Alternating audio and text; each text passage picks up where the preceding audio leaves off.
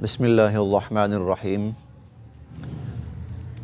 اللہ رب العزت نے عبادات کی ادائیگی کے لیے طہارت کو، پاکی حاصل کرنے کو لازمی قرار دیا ہے۔ طہارت اور پاکی کے اندر سب سے پہلی بنیادی چیز ہے وضو۔ یہ جو وضو ہے یہ مرد اور عورت، مرد حضرات اور خواتین، اس کا طریقہ سب کے لیے یکساں ہے۔ مرد اور خواتین میں وضو کے لحاظ سے کوئی فرق نہیں ہے۔ چند چیزیں جو ہمیں پیش آتی ہیں اور ہمارے ذہنوں میں اس کے حوالے سے کچھ نہ کچھ کمی رہ جاتی ہے، تو وہ چیزیں آپ کے سامنے بیان کرنی ہیں تاکہ جب ہم وضو کریں تو پوری یکسوئی کے ساتھ وضو کریں۔ ایک بات تو یہ ہے کہ وضو کے اندر ترتیب کو قائم رکھا جائے تو بہت اچھا ہے، اور ترتیب یہ ہے کہ ہاتھ دھونے سے وضو شروع کیا جائے اور پاؤں دھونے کے اوپر وضو مکمل کیا جائے۔ ترتیب تو یہ ہے، لیکن کسی وجہ سے اگر ترتیب آگے پیچھے ہو جاتی ہے، مثال کے طور پر ایک شخص نے پہلے مسح کر لیا اور اسے یاد آیا کہ میرے تو ابھی بازو رہتے ہیں، میں نے بازو نہیں دھوئے ابھی تک، تو اب دوبارہ نئے سرے سے وضو شروع کرنے کی ضرورت نہیں ہے، بلکہ جو عضو درمیان کے اندر خشک رہ گیا ہے اس کو دھو لے۔ مسح رہ گیا ہے تو مسح کر لے۔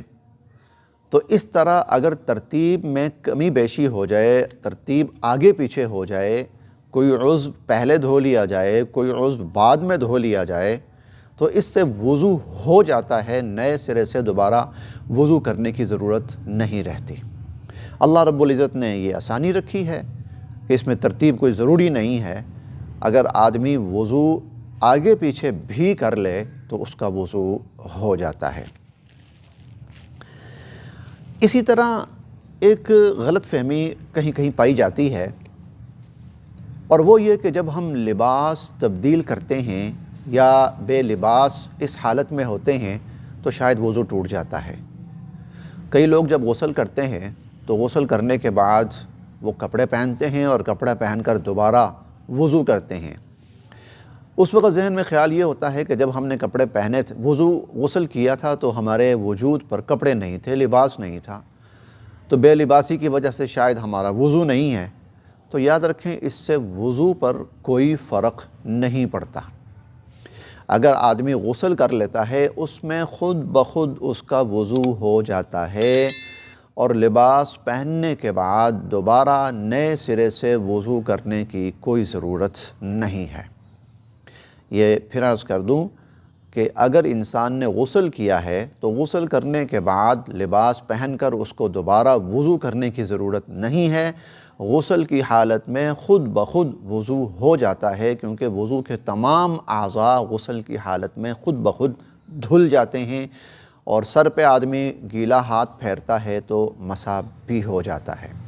اس لیے غسل کر لیا ہے تو غسل بھی ہو گیا اور وضو بھی ہو گیا۔ ہاں، اگر اس کے بعد کوئی ایسی چیز پیش آئی کہ جس کی وجہ سے دوبارہ وضو کرنا پڑتا ہے تو وہ ایک الگ بات ہے، لیکن اگر اس نے غسل کر لیا ہے تو اس کا وضو بھی ہو گیا ہے۔ اب جب اس نے لباس پہن لیا ہے، اب وہ نماز پڑھنا چاہے نماز پڑھ سکتا ہے، قرآن کریم پڑھنا چاہے قرآن کریم پڑھ سکتا ہے، طواف کرنا چاہے طواف کر سکتا ہے۔ بس اوقات ایسا ہوتا ہے ہم وضو کر رہے ہیں تو وضو کے درمیان میں بیل بجتی ہے، دروازے پہ کوئی آ جاتا ہے، تو آدمی کو وضو چھوڑ کر وہ کام کرنا پڑتا ہے، یا خدا نخواستہ اچانک کوئی ضرورت ایسی اچانک پیش آ گئی کہ آدمی نے وضو درمیان میں چھوڑا، اور وضو درمیان میں چھوڑ کر وہ اس کام کی طرف چلا گیا۔ اس کو 1 منٹ لگ گیا، اس کو 2 منٹ لگ گئے، اس کو 3 منٹ لگ گئے۔ اب جب یہ شخص واپس آیا ہے تو اس کو نئے سرے سے وضو کرنے کی ضرورت نہیں ہے۔ مثلاً ایک شخص مسح تک کر چکا تھا، پاؤں دھونے تھے اس نے، تو پاؤں دھونے سے قبل اچانک کوئی ایسا کام پیش آ گیا، اب وہ دوبارہ جب آئے گا تو نئے سرے سے سارا وضو کرنے کی ضرورت نہیں ہے، بلکہ وہ جتنے اعضاء دھو چکا ہے وہ دھل چکے ہیں، آخر میں وہ اپنے پاؤں دھو لے اور اس کا وضو مکمل ہو جاتا ہے۔ یہ وہ چیزیں ہیں جو وقتاً فوقتاً ہمیں پیش آتی ہیں اور ہمارے ذہن میں اس کے حوالے سے کچھ نہ کچھ خلجان باقی رہتا ہے، کچھ نہ کچھ شک و شبہ باقی رہتا ہے۔ تو یہ مقصد یہ ہے کہ ہم یکسوئی کے ساتھ وضو کریں، اور ہمارے وضو کے درمیان کوئی چیز پیش آتی ہے تو اس سے ہمیں ذہنی طور پر کوئی شک و شبہ نہ ہو، ذہنی طور پر ہم مطمئن ہو کر اپنا وضو مکمل کریں۔ اسی طرح وضو کے اندر بہت بنیادی جو چیزیں ہیں وہ 4 ہیں۔ اگر یہ 4 ادا ہو گئیں تو وضو ہو جاتا ہے۔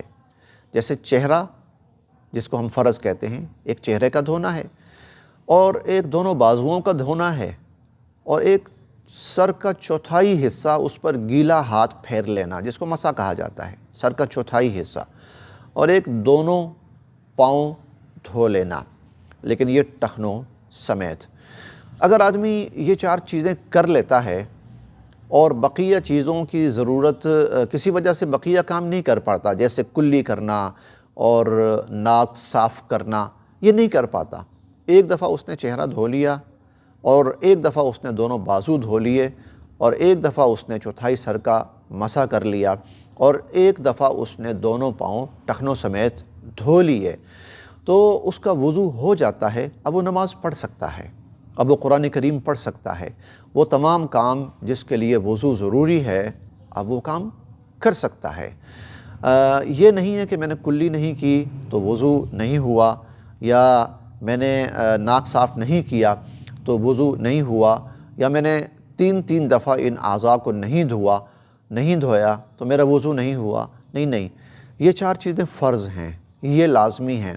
اگر یہ 4 چیزیں ادا ہو جائیں تو وضو ہو جاتا ہے۔ ہاں، زیادہ اچھا ہے کہ آدمی کلی بھی کرے اور مسواک بھی کرے اور ناک بھی صاف کرے، یہ زیادہ بہتر ہے۔ اس میں وضو کے اندر زیادہ جامعیت آ جاتی ہے، سنت کے زیادہ قریب ہو جاتا ہے۔ لیکن اگر کوئی شخص یہ 4 چیزیں جو فرائض ہیں یہ کر لیتا ہے تو اس کا وضو ہو جاتا ہے۔ اب خلاصتاً میں عرض کر دوں کہ وضو کے اندر ترتیب اگر آگے پیچھے ہو جائے تو پھر بھی وضو ہو جاتا ہے۔ وضو کرتے ہوئے کوئی کام پیش آیا، درمیان میں چھوڑ کر آدمی درمیان میں چھوڑ کر کام کو چلا گیا، اور اس کے بعد آ کر اس نے وضو مکمل کیا، اس کا وضو ہو جاتا ہے۔ اسی طرح اگر اس نے غسل کیا ہے اور غسل کرنے کے بعد اس نے کپڑے پہن لیے ہیں تو اسے نئے سرے سے وضو کی ضرورت نہیں ہے، اس کا وضو ہو گیا۔ اور چوتھی چیز، 4 فرائض ادا ہو گئے تو وضو ہو گیا۔ اللہ تعالیٰ اہتمام کے ساتھ ہمیں ان اعمال کی ادائیگی کی توفیق نصیب فرمائے۔